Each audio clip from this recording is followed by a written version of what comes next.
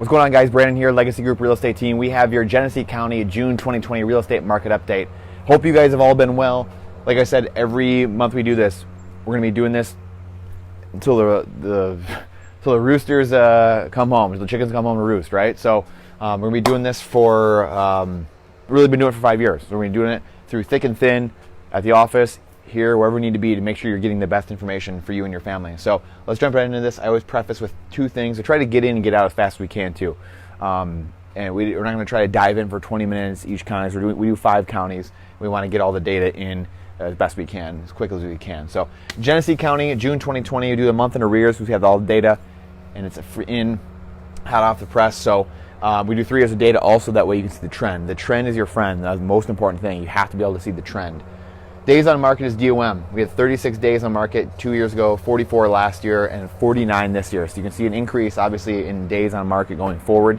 And that's a theme, again, we've been seeing all this year. Active homes in the market.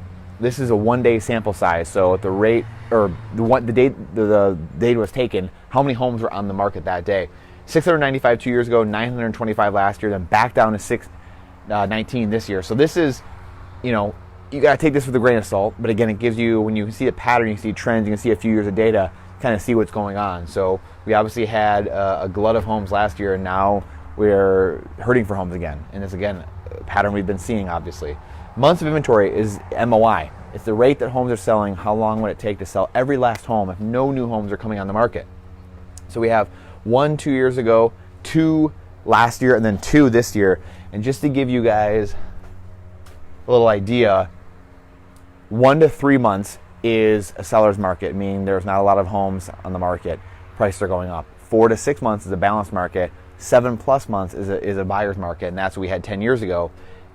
Eventually, we're going to be getting back to that. We're going to be going to a buyer's market at some point here. I would think sooner rather than later.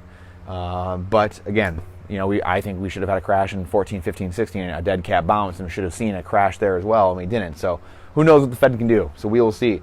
But this gives you a really quick idea of where you're at in a market cycle, basically.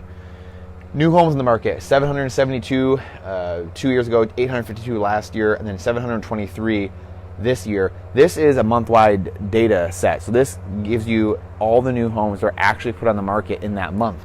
And we can see it's the lowest it's been in a couple of years here, and this is a trend that's been continuing to go forward. So tons of signs of lower inventory. We've already had low inventory, and now we're just seeing it happen more and more, which is a little unnerving. And again, it is what it is, right? So we got to deal with it somehow. Price per square foot is, you can take this and you multiply it by your square footage, and it's going to give you approximately the value of your home. But remember, this is a county-wide number as well. So if you want a true appraisal on your house, you have to get a real estate professional, someone on our team, or an appraiser over to your house to get an actual value. But this gives you an idea of which way things are heading for your county. $98 a square foot 2 years ago, 101 last year, 105 this year. So we have seen a little bit of increase.